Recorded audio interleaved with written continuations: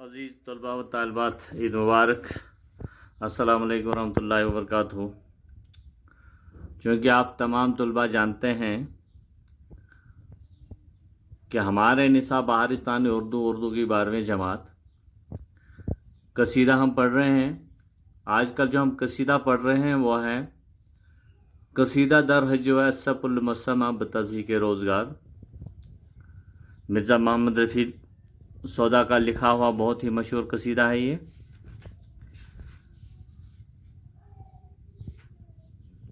अज़ीज़ तलबा व तालिबात, आप जानते हैं कि चंद अशारों की तशरीह हमने करी है। आज उसे आगे बढ़ने की कोशिश करेंगे। इस मुज़हक़े को देख हुए जमा खास व आम, अक्सर मुदब्बिरों में से कहते थे यूं पुकार। शायर फरमाता है कि घोड़े की इस मज़ाया सूरत हाल को देखने के लिए कई लोग जमा हो गए।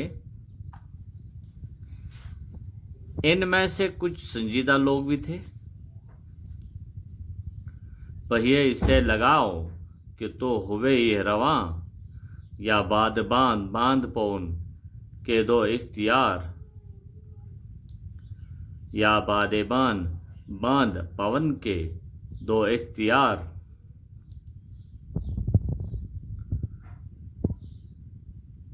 घोड़े को पहिए लगाओ फिर ये चल पड़ेगा, या फिर इसके साथ बादबान जैसा कवड़ा बांध दो ताकि हवा इसे अपने बहावे के साथ बहा के न ले जाएगा। मैं क्या कहूँ गरज की हर इसकी शक्ल देख, तेगे ज़बां से काट के करता था गुल निसार। इस शेर में शेर फरमाता है कि अब मैं कौन कौन सी बातें बयान करूं। गरज यह कि जो भी इस घोड़े की शक्ल देखता कोई ना कोई जुमला कह ही देता है। कहता था कोई बज़, कोई कहता था कोई बज़ को ही नहीं ये अस्प,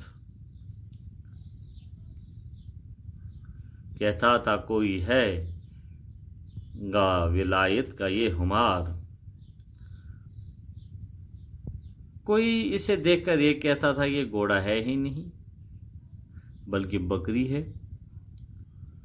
कोई ये कहता है नहीं नहीं ये ना घोड़ा है ना बकरी है बल्कि ये विलायती गद्दा है। पूछे था कोई मुझसे हुआ तुझसे क्या गुनाह, कोतवाल ने गधे पे तुझे क्यों किया सवार। कोई मुझसे ये कह रहा था, मुझसे ये पूछता था कि तुझसे क्या गुनाह हो गया कि कोतवाल ने तुझे गद्दे पर बिठा कर जंग के लिए रवाना किया। कहने लगा फिर आके इस अजमाह में कोई मरकब नहीं ये गधा नहीं ये राकिब गुनाहगार। इस शेर में फरमाते हैं कि इसके बाद इस भीड़ में से कोई मुझे इस घोड़े पर सवार देखकर कहने लगा कि ये तो किसी भी तरह सवारी नहीं लगता। समझूं हूँ मैं तो ये कि सिपाही के बेस में डाइन चली है शेर को हो चरख पर सवार। कोई कहता है ये कि मुझे ऐसा लगता है कि सिपाही के बेस में कोई डाइन पंचकी के पहिए पर सवार होकर सैर करने को चली है। इस समाह में था कि नागाह एक और फितने को आसमां क्या मुझसे फिर दो चार। मैं इन तानों के बारे में सोच ही रहा था कि एक और मुसीबत आन पड़ी। दो भी कुम्हार के गद्दे इस दिन हुए थे गुम, इस माजरा के सुन क्या किया दोनों ने वहां गुजार। उसी रोज धोबी और कुम्हार के गद्दे खो गए थे। धोबी और कुम्हार दोनों वहां से गुजरे। हर एक ने इसको अपने गद्दे का ख्याल कर हर एक ने इसको अपने गद्दे का ख्याल कर پکڑا تھا دھوبی کان تو کھینچا تھا دم کمہار۔ دونوں نے اس گھوڑے کو اپنا اپنا گدھا سمجھا۔ دھوبی نے اس کے کان پکڑ لیے اور کمہار اس کی دم پکڑ کر کھینچنے لگا۔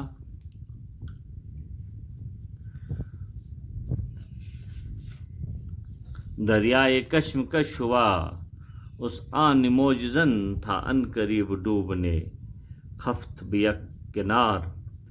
یہ دھوبی اور کمہار کی کشمکش، یہ کشمکش جھگڑے تک پہنچ جاتی ہے اور میں تنہا ذلیل ہو جاتا۔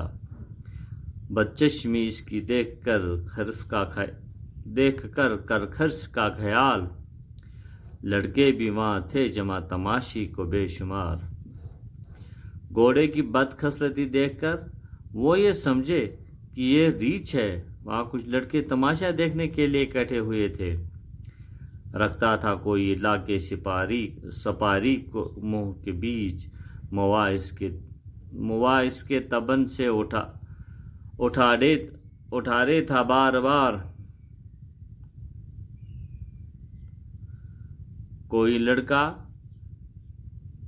چھلیاں وغیرہ گھوڑے کے منہ میں رکھ دیتا تھا، کوئی بار بار اس کے جسم سے بال کھینچتا تھا، کہتا تھا مجھ سے کہ تو مجھ کو بھی چڑھا دوں گا ٹکا تجھے، میں ہی نو چندہ۔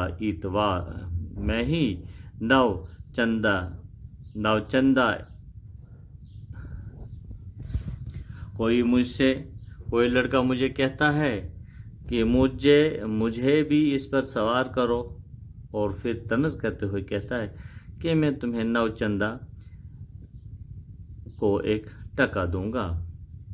کتے بھی بونکتے تھے کڑکے اس کے گرد و پیش، 60 سمن خرس نما کی ہو چشم چار۔ اس گھوڑے کے ارد گرد کتے بھی بونکتے تھے اور اس ریچھ جیسے گھوڑے کے ساتھ آنکھیں چار کرتے تھے۔ عزیز طلباء و طالبات، اس وقت میں جو اپنی مصیبت پہ کر نظر کہنے لگا خدا سے یہ رو کے زار زار، اس وقت اس مصیبت کو دیکھ کر میرا دل بھر آیا اور میں رو کر خدا سے کہنے لگا کہ اے خدا، اب میں کیا کروں؟ جھگڑوں میں دھوبیوں سے کہ لڑکوں کو دوں جواب، کتوں سے یا لڑوں کہ مردوں کو اپنا پیٹ مار۔ میں دھوبی اور کمہار سے جھگڑا کروں یا لڑکوں سے نپٹوں، یا کتوں کو بگاؤں یا اپنا پیٹ مار کر مروں۔ عزیز طلباء و طالبات، اس کے لاسٹ اشعار 3۔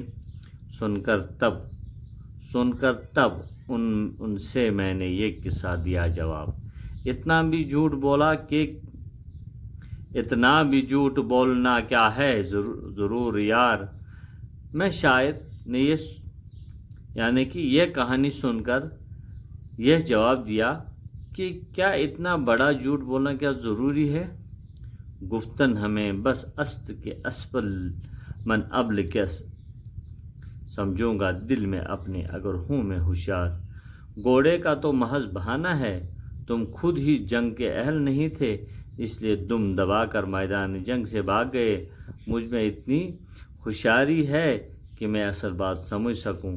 سودا نے تب قصیدہ کہا، سن یہ ماجرا ہے نام اس قصیدے کا تضحیک روزگار۔ سودا نے یہ کہانی سن کر قصیدہ کہہ دیا ہے جس کا نام تضحیک روزگار ہے۔ تضحیک روزگار سے مراد ہے مزایا پیش آیا قسمت کا مذاق۔ عزیز طلباء و طالبات، اسی کے ساتھ ہی مختصراً تضحیک روزگار اشعار تھوڑے سے جتنے بھی تھے اختتام کو ہوئے۔ اب انشاءاللہ کیا سوالوں پر کل ہم بات کرنے کی کوشش کریں گے، تب تک کے لیے اللہ حافظ۔